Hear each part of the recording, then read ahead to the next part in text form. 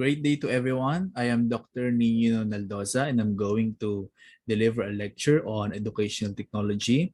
There is a technology for teaching and learning 1 and 2, and one of the professional education subjects or courses identified for the licensure examination for teachers. Hopefully, you learn a lot from my lecture discussion for today. So as we continue, I'll be discussing the objectives of the course, no, the EdTech course. So generally, the course focuses on the way how we choose materials or prepare instructional materials in the conventional and non-conventional way in support for teaching and learning process. So you will learn here on this lecture the basics or the principles of educational technology, as well as the important or the integral elements in terms of preparation and development or develop in the way how we develop materials for teaching and learning.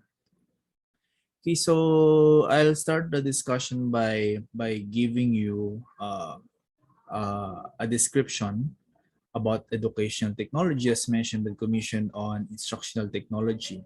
It's considered to be a systematic way of designing, implementing, and evaluating the total process of learning and teaching in terms of objectives. So we can check that or we can see that through lesson plan or learning plans.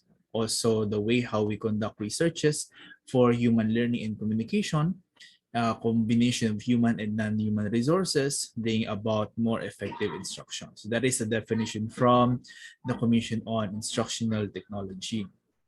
Moreover, the Council for Education Technology in the UK mentioned or described EdTech as the process of development, application, and evaluation of systems, technologies, and aids to improve the process of human learning. Wherein we may see here on the diagram the components of educational technology in different aspects of technology of education and technology in education. When we look at the diagram here, there is a classification of the important um, components, no, of technology. We have here the intangible aspects. So we're looking at the theoretical basis or the conceptual basis of how we define uh, technology as being applied for education. Then the technology in education focuses on the hardware, so the technical equipment like mouse, computer, anything that is physical. Then the software aspect that focuses on the programs or the applications or the software.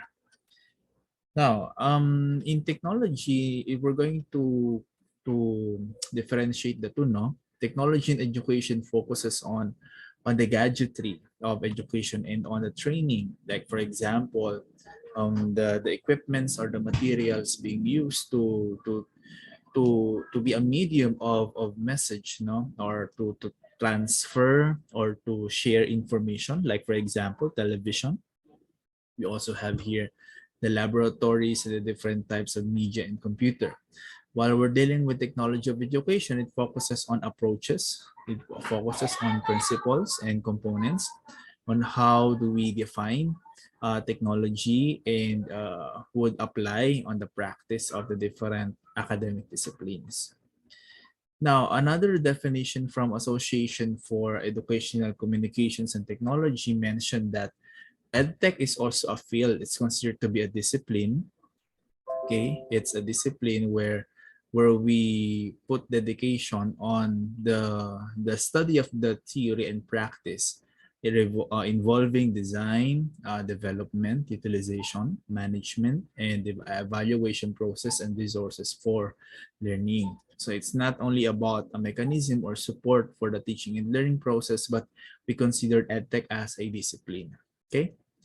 Now, looking at these five important components of educational technology, we start first with the idea of design, wherein it focuses on the instructional system design, or what we call the course design itself, no, on how we integrate technology in the practice. Then we also have instructional strategies. Then we also considered here the learner's characteristic. The second one is on the development. So it is the process now of transforming the theories and the concepts into something that is considered to be outputs, no? Like for example, anything that is print, anything that is audio or picture-based, combination of audio and visuals with the integration of ICT, if there will be some technologies using electronic, no, and integrated or emerging technologies. Then once we develop that, we now proceed to the idea of utilization or implementation. So the way we use the material in the classroom, or we use that as a means for communication, as a process on how we look at the way teachers create materials, no, or instructional materials to support teaching and learning.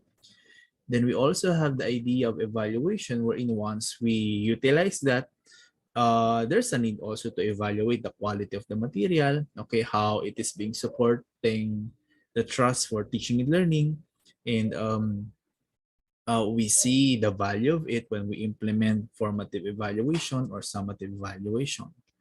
Then on the management side, it's more on uh, introducing innovations.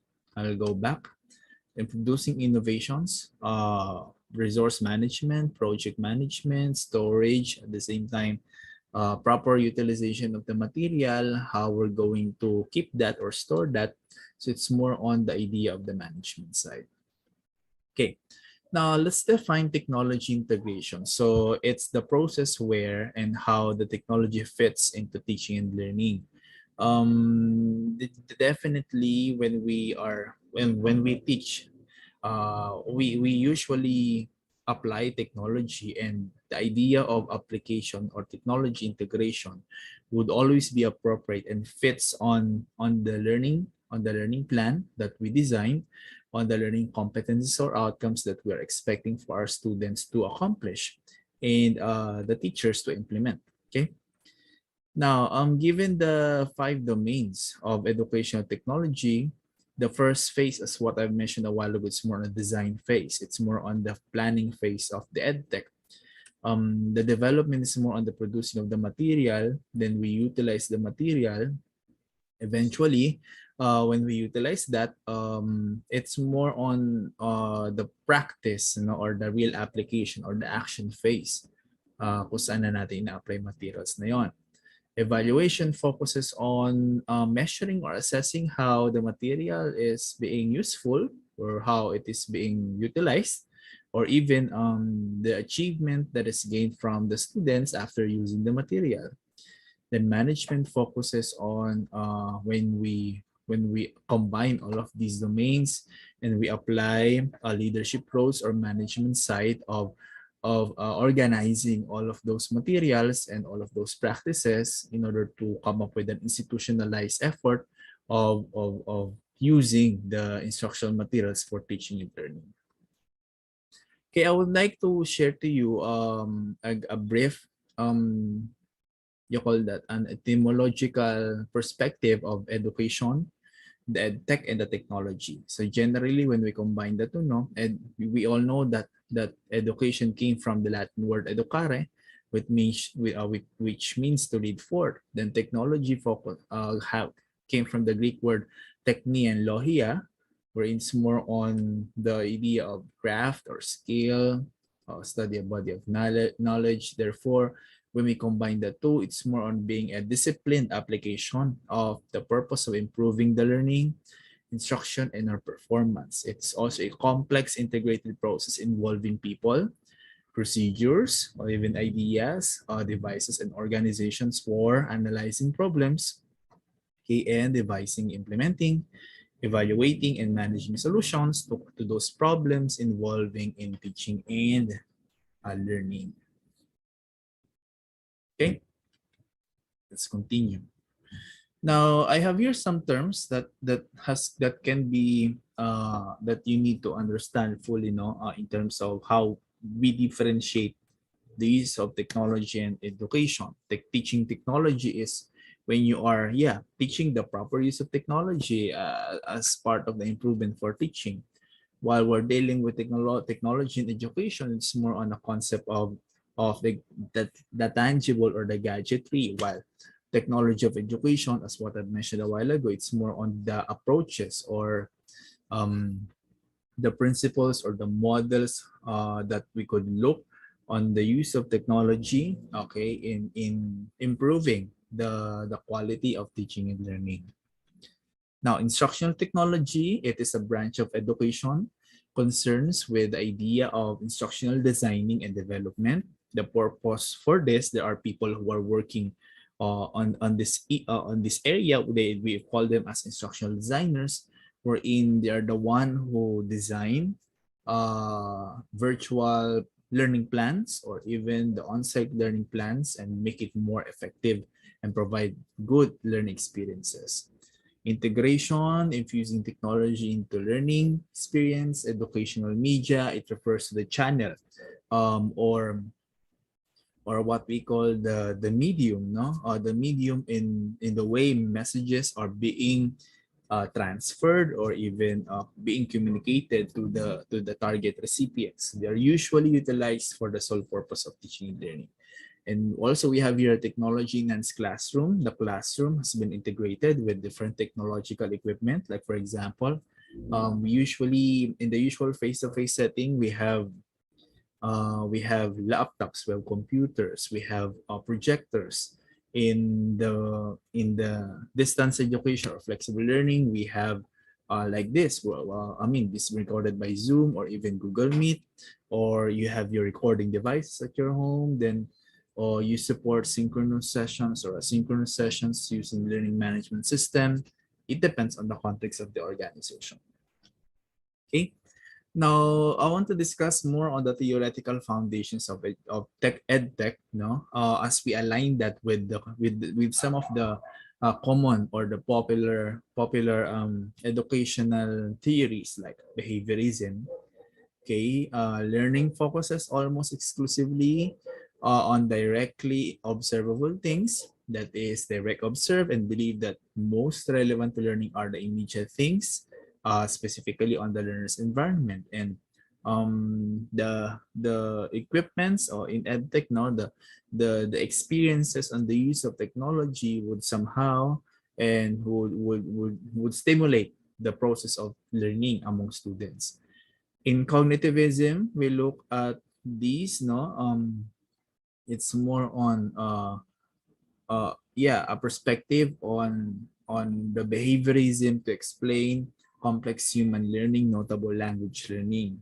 Constructivism build new knowledge, new insights, okay, and what students come up with the idea about the realities of the world and how idea can be generated from experiences. Critical theory, as mentioned by Dewey and Habermas, in terms of freedom and liberty opposing to perspectives and practices tended to oppress individuals, which refers to the practices on the grounds that impact and effect on people are dehumanizing and oppressive. Then humanism focuses on the study of the whole person or the humanistic approach, you know, in dealing with teaching and learning. Alongside with that, in behaviorism, the technology allows teachers to use or to focus on desired behaviors, okay, or providing reinforcement with the use of technology. In cognitivism, one good example here is games, no? Because games can be developed by the students. They could also use that as a form of simulation and learning new information by means of doing games or game-based learning or gamification.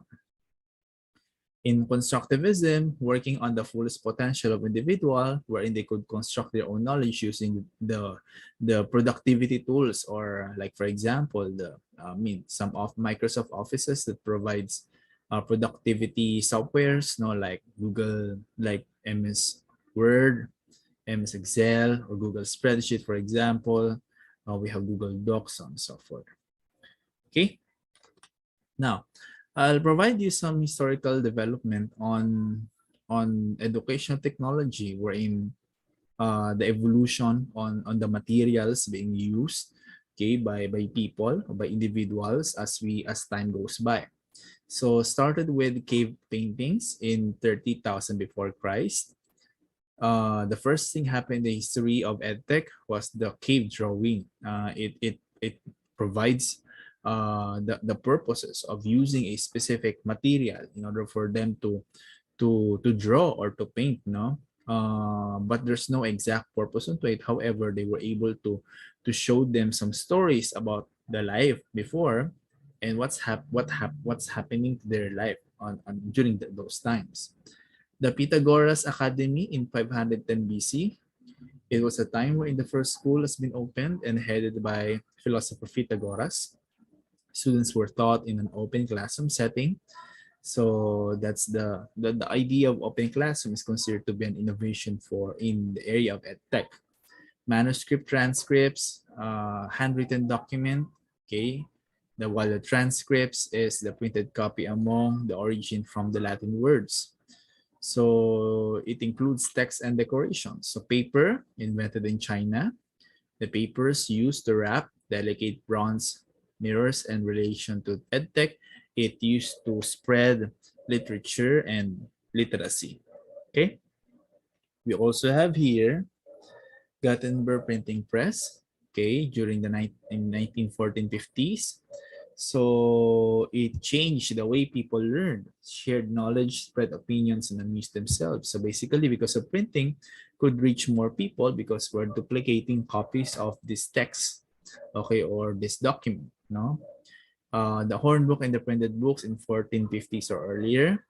It is used to aid teaching reading in American schools. It was a small wooden paddle-shaped instrument, a sheet of paper with alphabets, with numerals, and the Lord's Prayer, and other reading material. The early school book contains 24 letters of the alphabet. Okay. Also, we have here the sandbox. Okay, on their desk to practice the alphabet. Then school slate and chalkboard in 1841. The magic lantern in 1870. So it's the primitive version of the overhead projector. It has what they call projected images.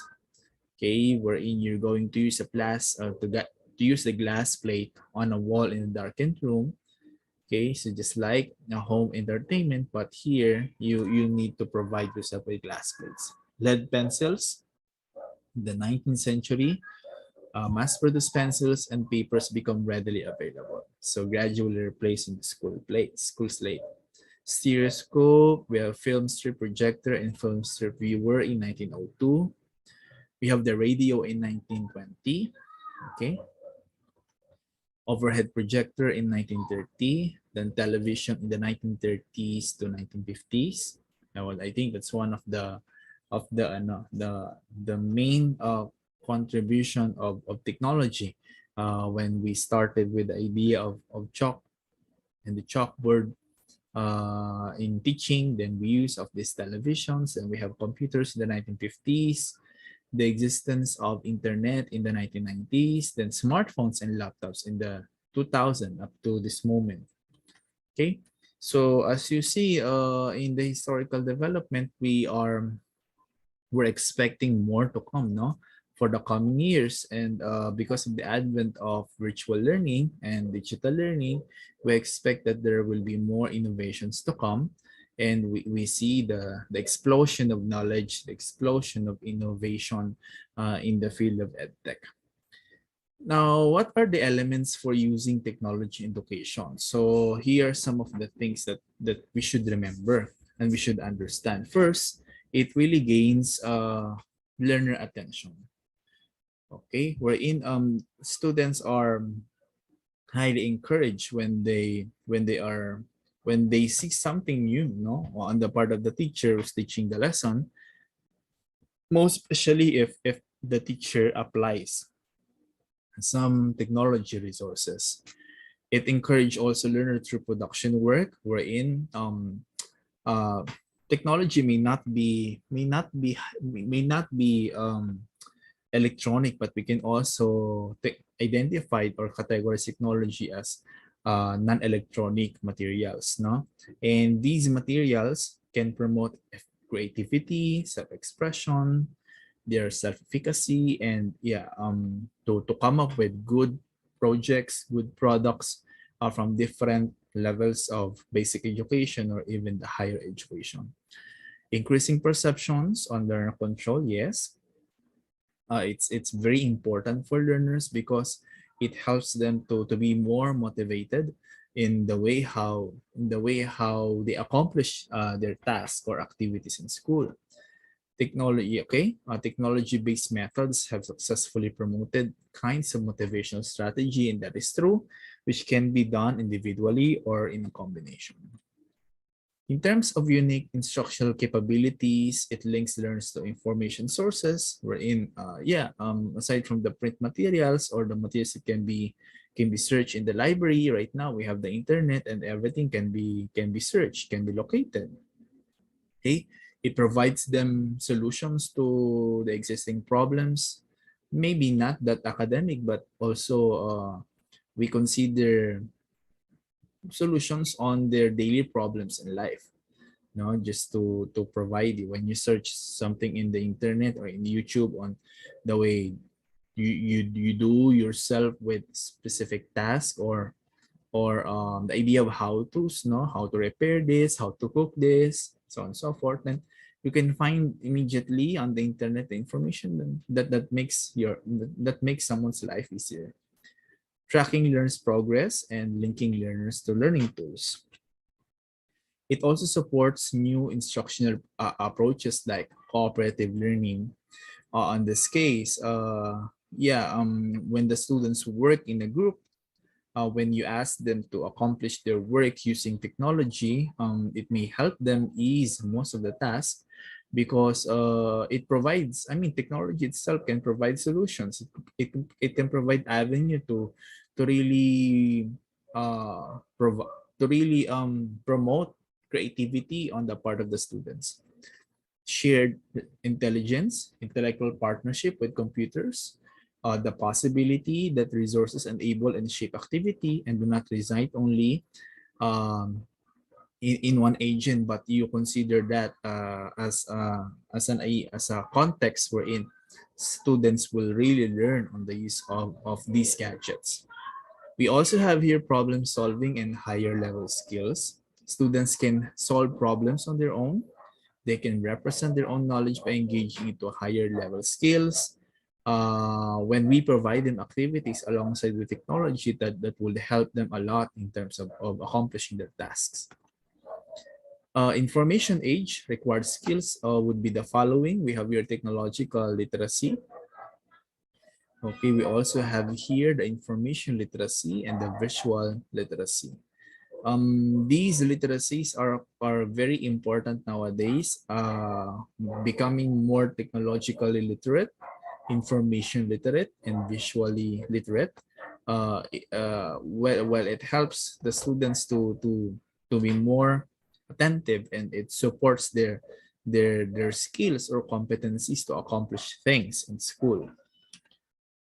In terms of the principles of teaching with technology, here are the five would like to highlight. First is the personalization, wherein when we ask our students to accomplish something out of a given technology, it will help them to customize or even to personalize most of their outputs because of the kind of skill that they have. For example, they have this level of digital skill because they're young, they're considered to be digital natives, and somehow their skills and competencies on the use of technology is at par. And what we could do as teachers would maximize, okay, maximize their skills in we align that on the quality of the activities that we are asking them to accomplish. Flexibility, no student is the same and schools differ as well. So context wise, individuals or students are different from one another. Even also the schools, locations, the way we deliver our courses, the use of learning management system platforms, teachers themselves are different from one another, students also. So we need also to consider the idea of flexibility and adjustments of being adaptive on the use of technology. Collaboration, we consider ourselves as unique individuals. However, we can also be interdependent. Okay, it should promote collaboration skills and to tailor learning on students' level. Okay, technology opens an opportunity for everyone to be collaborative, okay, and to share their thoughts, to produce an output that is in agreement to all. Okay, accessibility. Schools should provide or an avenue for a comparable alternative on the content and experience to differently abled students. Okay, like for example, how can we support our blind and deaf students, okay, on the kind of technology that we can offer to them, and still not to compromise the quality of their learning. Teachers are the heart of the learning. That's true. Technology will not really replace the great minds of our teachers in planning and implementing the lessons, but these are support mechanisms, okay, and help to improve more of the role of the teachers in the field. Okay, now I'll be discussing to you some technology integration frameworks that would help you more understand the context of educational technology. First one is the TPAC. TPAC stands for Technological, Pedagogical, and Content Knowledge, which has been designed by Mishra and Kohler in 2006. Now, it defines the different knowledge levels, okay? The knowledge levels of teachers in terms of their practice in the teaching and learning process. So it provides 7 categories as you see on the diagram. We have here the technological knowledge or the TK. We have the content knowledge, the pedagogical knowledge, and we combine the pedagogical content produces pedagogical content knowledge. We also have here technological pedagogical content, pedagogical technological knowledge, and we have the technological content knowledge. But when we combine all of these three, we will come up with a technological pedagogical content knowledge. Now, we also have here the SUM-R model. Okay, SUM-R is substitution, augmentation, modification, and redefinition by Puentedura in 2010. Wherein this is also a technology integration framework in terms of enhancing the quality of the instruction from the lowest level up to the highest level. The lowest level that we have here is the substitution. The highest is the redefinition. Then we have augmentation and the modification. So it's more on when we craft an activity, though the activity is the same, but the level on how they're accomplishing that with the use of technology are being enhanced or and being transformed. And that is the goal of SUM-R model or the SAMR. Another one is the Florida Technology Integration Matrix or the TIM. Okay, so it provides a framework in describing and targeting the use of technology to enhance learning. That's why the levels of integration starts from the entry level, proceeds to adoption level, the adaptation level, the infusion level, up to the transformation level. Now, we also look at the characteristics of our learners. Then starts from an active learning. That's the simplest. Then we go to collaborative one, constructive, authentic, and it's more goal-directed.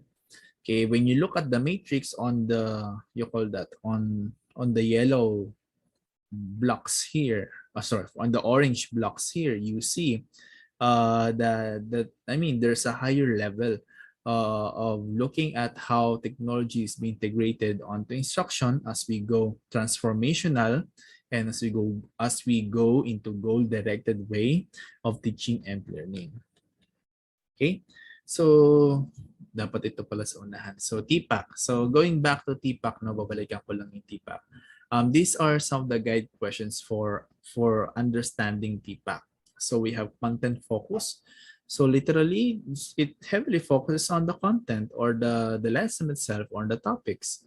Pedagogical focus is more on the way we employ teaching practices, teaching strategies, technologies being used. We have here what technologies are available in use, when we combine pedagogical and content, so how can our teaching practices, okay, assist, okay, how can these practices or teaching practices assist our concepts or mastery to improve more of students' deeper means of learning. Then on TCK, it's more on the use of technology in the content naman. It's more improvement of the content with the use of technology, but it's not merely on the delivery, but we're focusing on how does the content of the lesson or the topic has been influenced by technology. The TPK is more on the use of technology to undergo process of teaching and evaluating learning. So we are combining the teaching strategies, approaches alongside with the use of technology for this. And when we combine all of this, the technological, the pedagogical, and the content, we look at the idea on how these three interdependent or being applied to one another. Okay. Now, let's talk about the design, the development, and utilization of the educational technologies. There are what we call common instructional design models in EdTech. We have the AD model and the Assure model. So I'll start with the AD model. That's the five. There we have five phases of the AD model. We have the analysis, the design, the develop, the implementation, and the evaluation. So the purpose of this model heavily focuses on how do we systematically use a material or instruction materials or a course, no, to implement course in learning using a particular model, and that starts with the AD. That starts with a given example here on the AD model. It starts with analysis. So analysis, the designer identifies the objectives. So it's the usual thing that we do whenever we craft a lesson plan, the goals and objectives, the audience needs, so typically the existing knowledge, and any other relevant characteristics. So analysis also considers the learning environment. Yeah, we consider that, the way how we deliver it, this one, and the timeline of the project. So if we are in a project management perspective, if we're about to develop a product, for teaching and learning, then this model or the AD model is really fit on the intention. On the design part, so it's more on the process now of specifying learning objectives, wherein we look at the details of providing prototypes, okay, on it, or what they call the drafts, okay, to see how the preparation or how we look at the kind of material or the kind of learning plan we want to develop, given the needs of the learners and given the context of the environment in which we are working with. The next phase would be develop. It's really the actual production or the actual creation of the material based on the design phase. Okay, so implementation. So once you develop now the material, or once you craft now the course plan, then you're ready now to implement that. Okay, so the materials are delivered or distributed to the student group. After you deliver that, we're checking on the training materials or the effectiveness of the materials being evaluated, and that's the next phase, the evaluation. So like most likely, formative evaluation is being implemented to gather information on the different stages of design process. That's why we can also look at the idea of trial and error here. There's always a practice, there's always a revision of the material, a revision of a course plan to see how it can address the needs or the current assessment or the formative assessment alongside when we implement the project or when we implement the teaching process. Another one is the summative evaluation, which focuses on really the effectiveness and the satisfaction on the attainment of the objectives of the lesson, or even the attainment after the materials have been utilized, and should be evaluated well by the students or by the clientele or the clients right after the technology or the product or the course plan has been implemented. Now, aside from a D model, we have here the Assure model. So the Assure model, okay, here are the you call that, just like a D, no? It states a particular, you call that, um description, wherein it focuses on analyzing learners, stating objectives, select material and media, the way we utilize utilize media and materials. Then we require the participation of the learners in terms of the way we implement the material, then we evaluate that and revise. A D is, when we compare that to Assure, a D is more product-based. It can also be applied outside of the school or the classroom setup. Some organizations or learning organizations or those companies who are creating materials for education usually applies the principle of ADI. Assure is more on the classroom base, no? When we see this, it's quite the same with the way how we craft the lesson plan, the components here. This one is classroom based. However, we use that also as an important model for educational technology. Okay, now let's talk about the principles in selection, development, and utilization of educational technology. So first one is purpose. Generally, when we select a material, when we develop a material, there should always be purpose on why we are doing that, okay, and why we are using that material.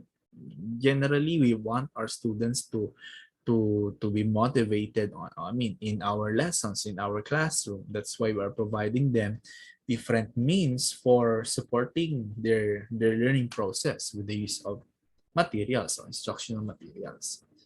Appropriateness, we also consider that when we develop something, like for example, PowerPoint presentation or even printed materials, or even we crafted or developed a material, like for example, storybook, we also consider the vocabulary level of our learners, the way we understand the difficulty of the concepts when we teach them the use of it, the method of development, and also the interest. Meaningfulness. So we should account that material should always serve the purpose. Okay, and it contributed a lot in terms of the growth and the development of the learners. Um, the proper application, the proper use of these materials would help us somehow to see, no, the relevance of these materials that we have been crafted and we use in the classroom, provides provides avenue for the student to really engage well, okay, on the learning environment that we are trying to implement. Breadth is more encompassing on the different groups of learners. Somehow we consider these materials that we're developing that is general, that can address different types of learners. Responsiveness to the needs and the demands of the society. So what is the demand, the current demand? Like for example, when on a particular discipline. So when, I mean, on the use of technology, like in terms of in terms of research production. So we ask our student to come up with a research paper or output through a collaborative work. Then they will be doing that using a live document such as Microsoft Word or even Google Docs. So at this point, we see how these resources or materials would really support the demands, no, of the society, as well as the way we perform, or the mechanisms to accomplish things or tasks in an easier way. Authenticity, something that is when we provide them information, okay, it must be dependable, it must be up to date and accurate. We also have here spatial contiguity. The use of pictures and words must be presented near. For example, when we illustrate something, when we use pictures, not in presenting our lessons, so be sure that alongside with the picture, there is a text. Usually, makikita naman natin to sa baba. Okay, sa baba ng isang picture. So, hindi na sila pwedeng paghiwalayin because that somehow connects, no? The textual response to the visual response. So words should be presented as auditory narration rather than visual or on-text screen. Then audiovisual aid must be useful to a particular teacher as he or she works for a particular group of learners.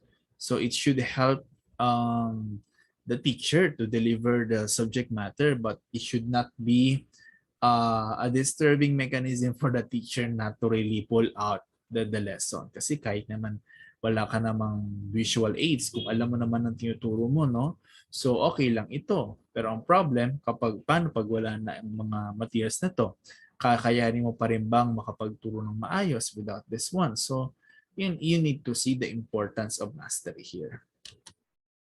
So, it must relay information clearly and effectively. So, we should check our materials if these provides real information that is true, information that is effective.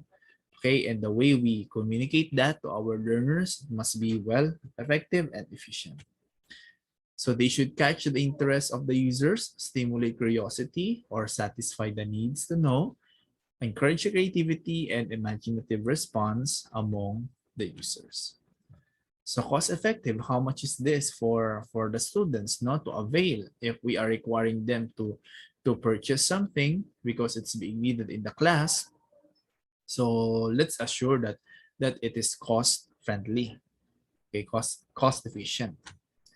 So they must be presented at the right time and at the right way. So like for example, transitions using posters, using cartolina. So momentum is very important. So pag nadadelay yung pagpe-present ng mga material, so parang napipigilan natin yung excitement ng mga students along the way. Handy. It must be portable. Okay, you can carry that as a teacher, no? Wag sana time. Wag naman sana dumating sa punto na yung TV nyo sa bahay ay dadalhin mo dun sa school dahil wala silang TV doon at kailangan na makapanood sila ng video. So, I know naman na the DepEd is doing its effort, no, to provide all means of resources to our teachers para at least para naman tayo ay well supported at syempre hindi natin ginagamit yung mga personal things natin for that. So correct facts and information must be in the materials for a better learning process. Okay? Then simplicity, they must be simple but inspiring for the learners, should not confuse them. Also the idea of assessment. So the purpose of evaluating technology is needed for further revisions and also for improvements. So what are the factors in affecting the selection of this technology? So there are three. So the human factors, the instructional method, and also the practical constraints. Okay, I would like to start first with human factors. So still more on the learner factor, and we also considered here teacher factor. On the learner factors, we also refer to the differences of the learners in terms of the way they look at media, their differences, gender gaps, sexes. We also look at the idea of attention span, the number of learners in the classroom. Kasi pag sobrang naman dami ng estudyante pero ang liit naman ng iyong visual aid, so hindi naman siya makaka-capture ng buong klase. The physical disabilities of learners, how capable are they in terms of having access to the technology.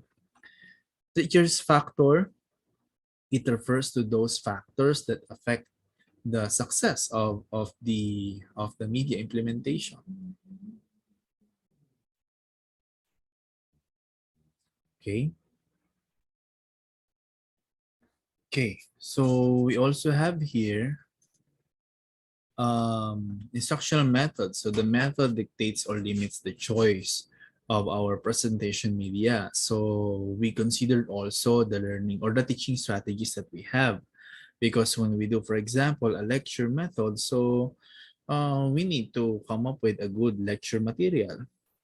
But if we are providing our students activities, no, activity-based lessons, so the way we crafted the activities, if there will be a form of worksheets or activity guides, so it should be properly being developed or properly planned. The practical constraints will focus on the cost, okay, or the administrative and economic constraint, limiting the choice of these in terms of the objectives of the lesson, its availability to the market. If there's none, then you need to create your own.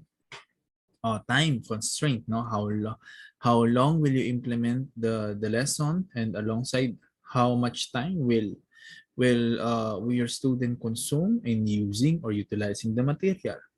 Then also we have here the resources. Okay, so the contributions of EdTech to education, so as what I mentioned a while ago, is more on motivation of the students, promoting self-esteem, self-confidence, and academic achievement. It helps them also to be involved on the learning process, promoting higher level thinking skills, and to be more student-centered in terms of its instruction. It offers student diversity, self-paced learning, and opportunity for growth, individually and self-expression. So opportunities to apply skills and their talents and to interact with others in non-threatening environments, providing a more secured and, and safe learning environment. So changing of the students and teachers' role into positive directions as we apply technology. Okay, making learning more exciting and interesting, ability to be more to engage more of their leadership skills and to be a good sport, okay, or to promote teamwork, promoting instructional approaches like cooperative learning, inquiry approaches, problem-based learning, project-based learning, and multiple intelligences. Practicing and demonstrating their communication skills. Technologies can also support that, okay, in the field of linguistic and languages, using multi-sensory delivery channels. So I know that aside from the usual multimedia, we have the hypermedia and the 3Ds, no, or the use of the hyperlinks, okay, or hypertext, or in or emerging technologies to support teaching and learning. So expanding the walls and link students and teachers in the national and on the international exchanges. Now we'll proceed to the types of the learning materials. Okay, more on the conventional or the traditional one. I would like to highlight here first the text or the print. Like for example, we have here books, we have here periodicals and modules. So advantages of these materials, they can be readily available, that you can bring them, okay, you can read them anytime, they are portable, and you can use that, you can store that, no, and students can use that, okay, anytime, anywhere.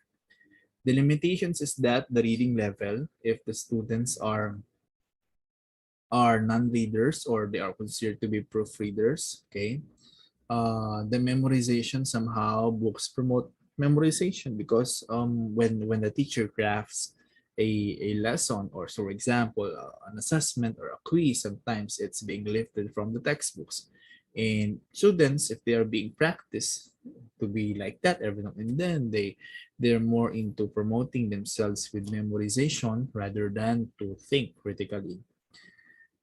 Passive because you can learn individually from the textbooks. It doesn't promote cooperative group processes.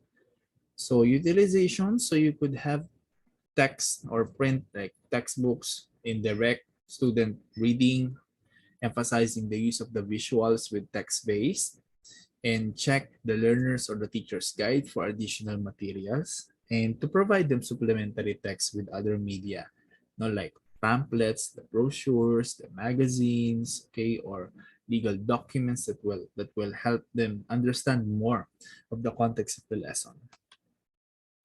We also have still visual. First example would be the printed visuals like pictures, graphic organizers, etc.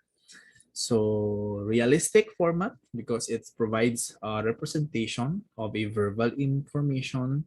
They are inexpensive, they're not costly, they can available anywhere. But the size may depend. Limitations would focus on, yeah, on the size. Pag masyado siyang maliit, baka hindi makita na yung large audience. So it lacks dimensionality or three-dimensionality on the real objects because it's 2D, no? Lack of motion because hindi naman gumagalaw ang mga pictures, it's still visual lamang. So how to utilize that? So use this material, the simple materials that everyone can see. If you have a large number of students, provide a bigger picture, a bigger size of the picture or the printed material. Provide written or verbal cues to highlight the important aspect of the visual. So use one visual or picture at a time when you present it to your student, except when you compare the two, okay? And hold visual steady. But if you could provide a support, no, a support object to hold the visual, and by not merely carrying the visual material every now and then, if you could paste that or tape that in your chalkboard or even in the glassboard, better. But anyway, any support system will do. Okay, so I'll proceed with the kind of the graphic materials here. We have the drawings, the sketches, and the diagrams. So drawings are in general, they are considered to be more finished and representational than sketches. Sketches are stick figures, while diagrams, it shows relationship, helping processes such as how something works and how it is being constructed. Now, examples would be the following. So we have here on the upper left, two people sitting on a bench that is considered to be sketch. Okay.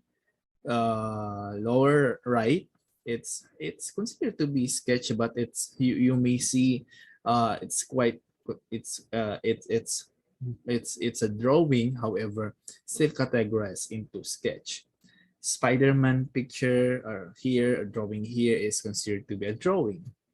While the two items or images on the right side, these are considered to be diagrams because it shows relationships. Okay, it shows or illustrate connections between objects and there's what we call text that would support a connection. Charts, okay, for charts, excuse me.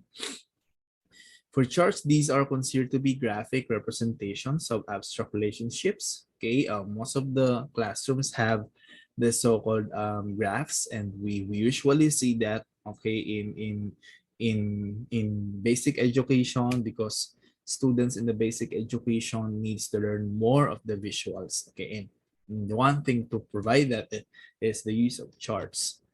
We also have here the organizational chart for a more structure, okay, to describe the organizational structure of individuals or people in a given school or in a given organization. Charts here to classify or categorize objects. We have here events and also species. So best example would be, yeah, we have here a chart of a food.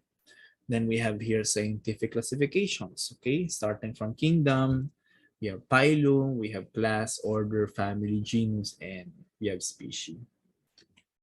Timelines, okay? This is a good representation to show chronological relationships between events, okay? Most especially being applied on the discipline of social sciences, because we're dealing with history, we're dealing with economics, okay? And also some civic studies or civic sciences. Tabular charts are very important in analyzing, okay, in interpreting or even organizing data, okay, most especially in subjects mathematics, okay, or any mathematics related courses. okay, or subjects. Then it's supported with what we call the presentation of the results, no, with the use of these tabular charts. We also have flow chart, okay, or what we call a process chart to show a sequence or a procedure, or as name implies, the flow of a process. So we usually encounter this in IT, okay, or in process related disciplines, okay, like in engineering, okay, IT, computer sciences, programming, because it provides a more direct way to see connections and to describe more of a process. We also have here graphs, okay, it provides visual representation of a numerical data. We have here, I don't know if we have examples like a bar graph. It shows one-dimensional data variations. So the height of the bar is the measure of the quantity being represented. So the use of drawing in the form of a pictorial graph. Okay, so we have that here to represent more of a more friendly and a more visual way of presenting graphs. Okay, or presenting information or data. We have here pie or circle graphs, okay, to represent a part or percentage of a whole. Like for example, halimbawa, may mga topics tayo related to budgeting, okay, related to fractions, then circle or pie chart will help us to examine more of the relationship of parts into whole. Then we have also posters.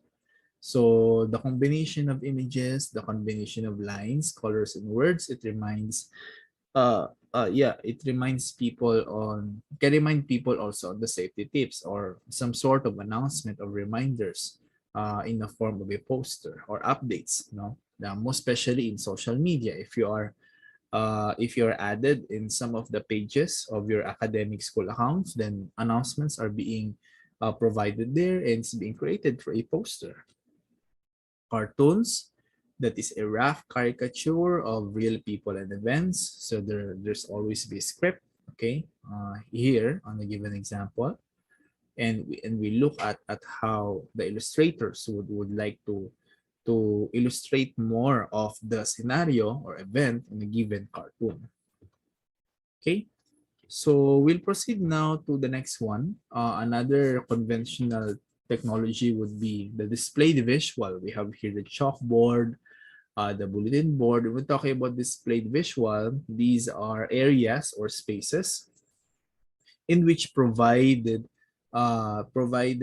way to present information or to present materials, to present updates or content of a given topic or a given information. So the purpose would be, or the advantages, it is multi-purpose. So you could display things here, both students and teachers. It can be colorful on the way how you design these boards. It can also be participated by the students in terms of crafting or developing the design. The limitation is that we don't usually use this as a form of you call that as a form of instructional device, because it's more on it's being displaced in a certain place. So you just need to design that. It's just for information. However, it can also be used for instructional purposes. It's not portable because it's not movable. Utilization, check on the visibility of the board, okay, from several positions around the room. You may decide on how you plan to use the board, and you may design on it based on the need, based on the specific areas needed for your student to have updates or to learn something from the lesson. So print using upper and lowercase, not all caps in script. Then face your audience. Do not talk to the board while with your back to the class. So lagi yan naman ang pinakaano natin, na wag ka magsusulat sa harapan, wag ka magsusulat sa harapan apang ikaw ay nagsasalita. Okay, so dapat magsalita ka muna before you write, and you stop for a while when you're about to say something. Okay. We also have here projected visuals, like for example, overhead projector. Though ito ay ano na, nalipasan na ito ng panahon at wala na tayo masyadong ginagamit ng mga overhead projector. We have liquefied display projector na lang or the DLP na pwede nating gamitin. Pero to discuss this more, no, it's more on the use of what we call the acetates. Okay, there's an opaque projector. Okay, printed materials and non-transparent items must be what? Must be first made into transparencies. So transparent like in the form of acetate pa yung ginagamit sa kanya dati. Real objects are considered to be also technologies or instructional materials or models. These are less abstract and more concrete. It's readily available in the market. So pwedeng gamitin, pwedeng mabili. Then it really attracts student attention. Kasi syempre, ito naman itotoong object o totoong bagay. But the storage is quite posing special problems, most especially if they are living materials, no? Like plants or animals. So kailangan, yung alaga sa kanila ay nandoon. Hoping na hindi sila, tawag dito, hindi sila ma-harm. Okay? Hindi mag-cause ng harm sa kanila yung paggamit sa kanila as an instructional material. It can also pose possible damage, okay, more especially if it is fragile, okay, its parts can be lost or can be broken. So tips would be, you need to familiarize yourself on the proper use of it. Make sure that these can be seen largely. The actual shape of the material or the size or color being represented by models are very important. Do not pass single object around the class. I suggest that you put that object, for example, if this is a fragile one, and let the student observe that material, no, na pwede nila magamit. Okay. Cutaways. These are devices that allows close observation of the inner workings. So like that one in automobile. So para ma-describe natin sa mga bata yung design, no? Paano bang meron talaga sa loob, then we could provide them cutaways to that. Not necessarily na kailangan ito naman ay real objects, no? Pero the idea of cutaways are really real. Can be real objects, pero it can also be in a form of representation. If you can print, no, that specific part on a given angle, then you could also provide good cutaways naman. Agad-agad. Okay. So we have here specimens. Yan. So ginagamit sa mga laboratory experiments.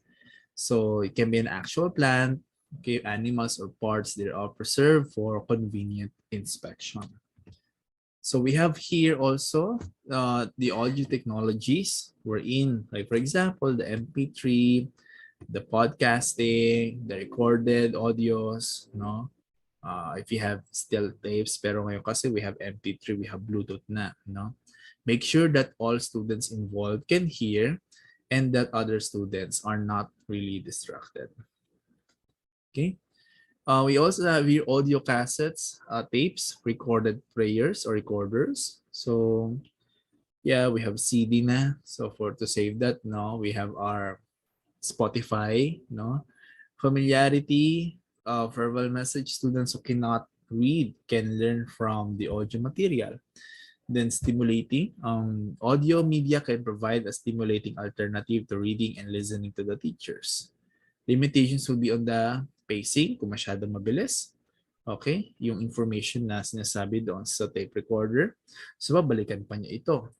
Accidental erasure, just the audio tape can be quickly and easily erased. So pag hindi mo siya na-save, so yun lang yung kanya limitations doon. Kailangan mo ulit magsimula or kailangan mo ulit mag-download ng mismong audio material.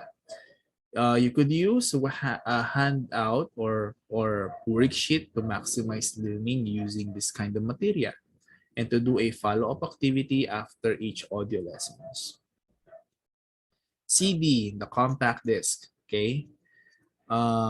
Yeah, may limitations ito pagdating sa kanyang recording capability. Dati-rati syempre, ginagamit natin ito for storage ng ating mga data, or even, for example, if we want to burn music, okay, in the CD or the compact disc, then we using that. So more especially storage talaga ang pag ginagamitan ng CD. We also have here the audiovisual motion pictures media like the television. We also have here the video, and we have here the film.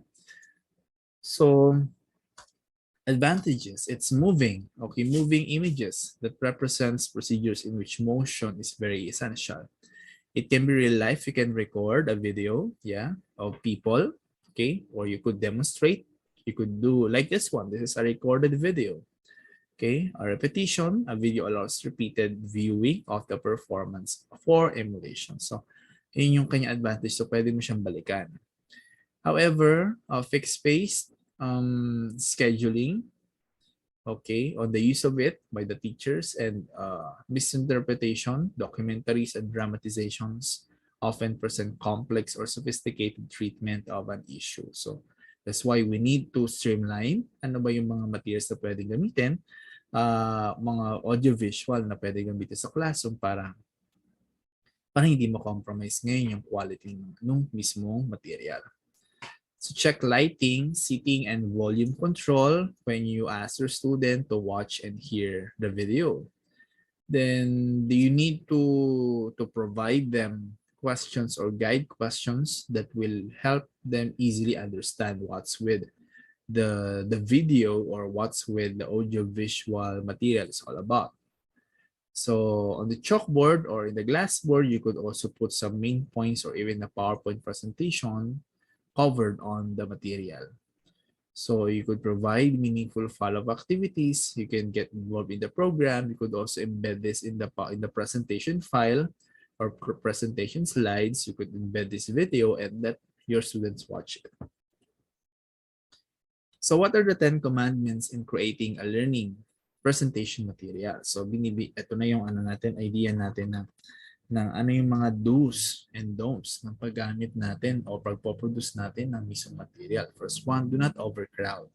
So like here in a slide, no, in the presentation slides, to be sure that everything is being organized. Do not put so many text, okay, para mas maintindihan ng bata yung context ng pinag-aaralan.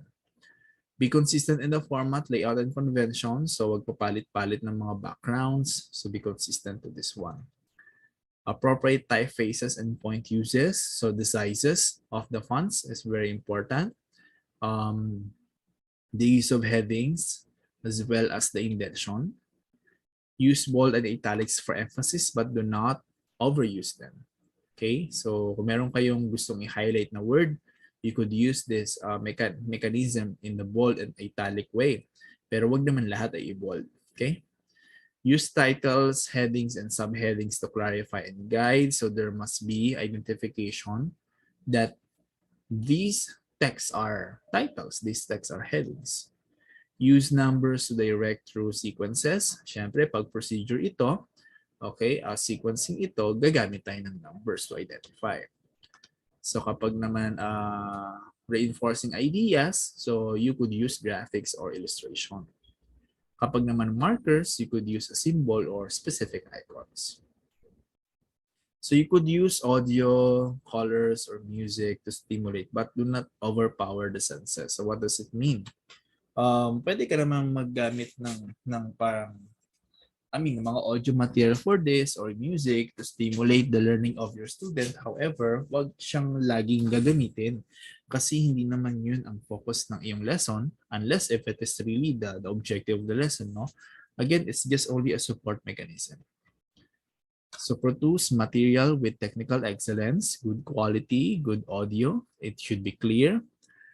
If you're recording yourself, so you need to consider your background. You need to consider the quality of your quality of your virtual presence. So you also consider your audience, your target audience here. The preparation for the material is very important.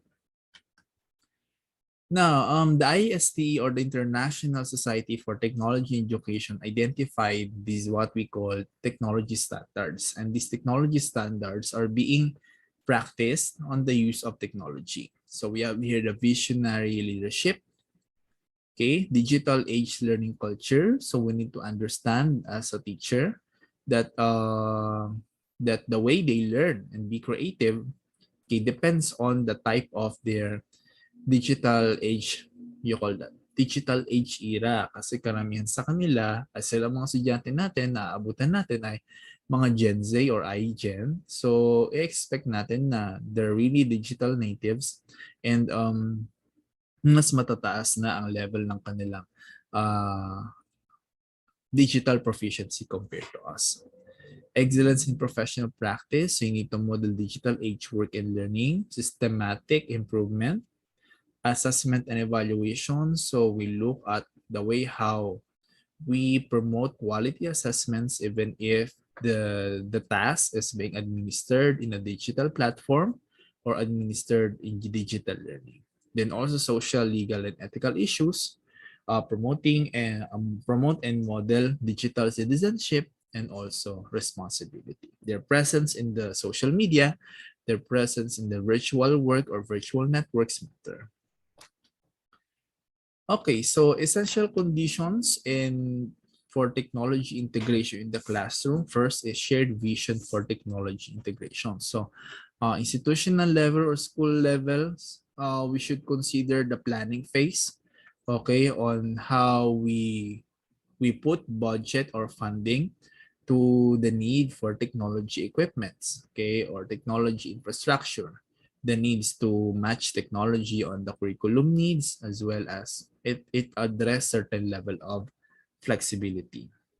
The support on curriculum and the standards are also important because in order for us to be excellent in terms of exhibiting the curriculum, the demands of the curriculum, the expectations of the curriculum, it must be supported with good technology and content area standards. Okay. So policies should be in place, the intellectual property policy, the data management policy, data privacy also. On the use of technology, the ICT policy or ICT fair use should always be part of the orientation or policies has been embedded within the school or within the organization to ensure equity and to ensure fairness among all. So in terms of hardware, software, and other resources, we considered this in a form of an adequate funding. Okay, so access to hardware, software, and other resources. So we always considered here funding on the management level to the procurement processes, most especially if you'll be working in the Department of Education, and the quality and the consistency of the specifications on the use of these resources. Okay. We also have here trained personnel. We need to hire people who are good in technology. If there's none, we need also to provide them technical capability building programs about on their technical skills in order for them to elicit work efficiency, no? Makatulog o makadagdag doon sa performance ng mismong institution. Technical assistance for the students and for the teachers in terms of maintaining the equipments in the school. So sometimes teachers also need to have that kind of that kind of technical level para at least kung personal man sila maka-encounter ng problems, they could easily make interventions or they could easily provide solutions. Teaching and assessment methods should always be matched. Okay, so lagi naman natin yung discuss para maging productive yung paggamit natin ng technology. Okay, so we have here some of the integration of ICT into teaching and learning like multimedia. So in terms of the use of this, we have the CD-ROM, video disc, computers, and the internet. So advantages, better learning and retention, it's effective, So it provides interactivity and motivation. So equipment, in terms of limitations, so specification requirements or the equipment requirement. The startup cost medyo mataas, medyo mahal. Okay, when we're about to purchase many multimedia resources. The compatibility, and we need also to train our people, okay, on the intelligence and the skills required to use this. So to utilize this, we need to use display technology that is appropriate for the number of learners.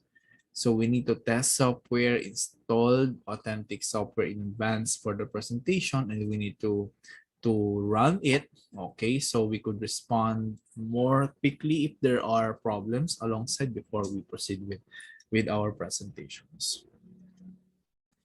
Okay, we need to introduce the presentation and encourage them to participate by providing them questions, and be more exploratory in terms of the way we look at the curriculum, and use appropriate pacing on the use of it. Okay, what are the instructional roles of computers, no, or the role of the computer as a teacher? It's used to present instructions directly to the students. That's true. Since use is usually termed, so we could have that in the form of a computer-assisted instruction. The computer here supports the delivery of the instruction of the teacher. It can also be described as with the other terms like computer-based instruction, computer-assisted learning. Okay, so it can also be identified or termed as an instructional software. Okay, so here are some of the categories that we could use, no, using computer. It can promote drill and practice, okay, which it use for memorization, okay, increasing proficiency and the newly learned skill, okay, then tutorial. So assuming that the computer provides instructional role of the teacher or the tutor.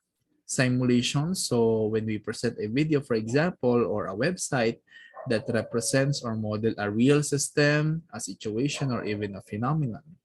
It can also promote game-based learning or gamification as an instructional game, and promote what we call problem solving. Okay, problem solving activities.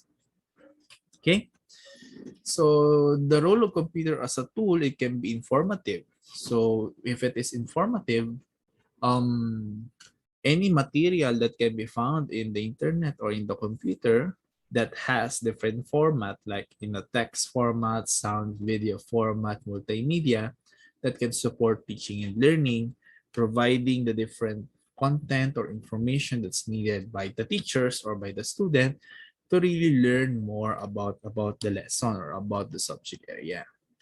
We also have here communication tools or communicative tools, wherein these efforts or computer role provide easy communication between the teacher and the student to address the physical barrier of the classroom. Like for example, when you're attending to Zoom meetings, okay, teleconferencing. So therefore, that supports easy communication, even though you're not meeting physically in the classroom.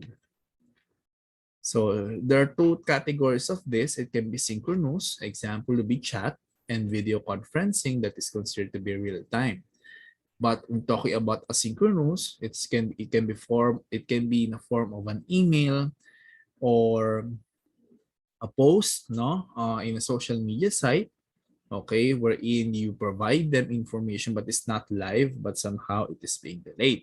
But you can have access onto it. We also have your productivity tools, okay, wherein you're about to construct or develop something, okay, out of a given knowledge using the computer, software, or technology. So here are the following, like for example, we have here the word processing. So like for example, you have the Microsoft Word, you have the Google Docs, wherein you could create documents here. Okay, create technical reports, you could create essay, research work, case stories, language exercises, so on and so forth. Presentation software like Microsoft PowerPoint, Google Slides, wherein you could create your own lecture or presentation with different effects, visual effects. Students' worksheets to accompany class lecture. Spreadsheets in the form of Microsoft Excel, then the Google spreadsheet. It provides a way how to analyze data, okay, and to present data using charts. And you could do visual presentation of an organized information or organized data. Databases, when you're about to track data, having lists or inventories, okay, of the information. So we have desktop publishing software where you could create newsletter, broadsheets, brochure, flyer, posters, and books. There are what we call productivity tools in terms of test generators or test item bank, like for example, Google Form or the Microsoft Form, administer tests online.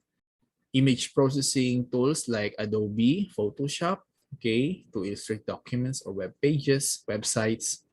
Okay, then we have the video development tools like the Movie Maker. We also have here Filmora. That's a good one, no? And Sony Vega. Um, that's a higher level or the simplest way. In your smartphone, then you could have already your Facebook account. You could have your Instagram, you could have your Twitter, you could record video, you could edit that, you could put some text in order for you to present something or to share something. Now,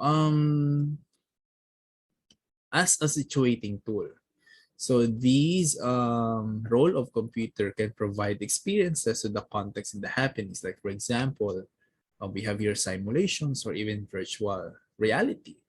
So example, in teaching or attending classes on flight simulation, okay, because you don't, I mean, you could design a classroom having the simulation areas, even if you are not merely doing that inside an airplane, okay, to do simulations, but you may transform an environment, okay, that may support simulation programs. Internet's considered to be defined as thousands of connected computer networks that connect millions of computers. So the internet is also referred to as the net and the information superhighway or even the cyberspace. So the use of it, there are so many reasons, no, for communication, for information retrieval, or even for direct instruction in general sources. So here are some of those use of the internet for communication tools. It can be for interpersonal exchanges. We have instant messaging with the use of chat, okay, wherein you do synchronous communication. We have global classrooms if you want to attend to massive open online courses, for example, or even online classes, okay, that's being implemented, or even recorded video from a given lecture in YouTube, electronic appearances. Like for example, we have here the email, news groups, and electronic boards, electronic mentoring. Electronic mentoring is more on communicating with these agencies or organizations. If you want to explore more topics, provide information or copies of journals, okay, or even to provide more interactive way of communicating with them and to search information with them. Okay, so we have here for information collection, we focus on information exchanges, okay, and also like for example by doing blogs, okay, or even providing them bulletin information or bulletin boards, no, or websites of the school to give updates or to provide real-time information to their clients. And we have electronic publishing, okay, when we have this newsletter or e-newsletter, electronic journals available in the internet, information searches, okay, like puzzle game, treasure hunts, online activities that can be downloaded or can be used by the student to support learning. We also have here for information retrieval or direct instruction. So we have scavenger hunting. You have the web quest. Okay, we're in. I mean, it's more on a self-paced, personalized way of learning from information or from set of activities. Then we have the shareware instructional software providing demonstrations, okay, or the virtual laboratories, for example, virtual museums that would provide assistance to the learners or to clients in terms of uh, of their uh, of the way they learn or they want to search on something. We have also instructional software sites. Okay, it finds software which is designed to teach some contents or topics and not just to give information. We also have here teacher sites in the museum and the virtual sites. Now let's define distance education. So it's another context of educational technology that we would like to talk and would like to discuss. So it refers to a program in which teachers and learners are physically separated. Okay. It refers to e-learning, online education, and web or computer-based training. Wherein it can be done remotely, but not in the definitely not in the classroom via virtual means like what just like what we're experiencing right now at the time of pandemic. Classes has been shifting from online classes or the physical setup to online classes. The existence of learning management systems, the use or the utilization of video conferencing applications like Zoom, Google Meet. Okay, we also have their uh, maximizing the use of Facebook as a social platform or social link platform. Okay, so we have here synchronous distance education. It refers to the situations where the student meet at the same time, but in different places. So whenever there's what they call synchronous discussion, so it refers to synchronous distance education. Well, asynchronous is that you can still have access to materials or multimedia outputs or videos even in not in real time, so you could still there's delay, you could still have access later on, you could watch that later on, you could still interact onto it. However, there's a limitation on the live features of this platform. Hybrid courses are the combinations of the face-to-face teaching and learning with the elements of the distance education. So we expect that for the next months to come, when we go back to when we go back to the in-person classes, that courses might be hybrid in terms of the way of its delivery. So benefits: easy and rapid communication, access to expert resources are there, which is not readily locally available. You could access to up-to-date information. Then there's an easy sharing of the information, the products, because these are distance level. You could still avail of the service even if you are not really attending on a given physical classroom, but you could finish or be granted with a certain degree or non-degree courses, for example, even if it is distance. Then it's support for a cooperative group work, support for learning information, and also for visual literacy. It can be delivered on the different categories like voice, no, or even by video. Okay, so most of the time in asynchronous setup, we provide them videos, more especially if it is a pre-recorded one, a well-designed multimedia video or instructional video to support teaching and learning. So it can be in a form of data, okay, we're in data in the different varieties of computer applications like computer-assisted instruction with the use of a machine to present lessons, computer managed instruction. So we have computer mediated education, okay, like for example, electronic mail or email, fax, real-time computer conferencing, and the World Wide Web applications.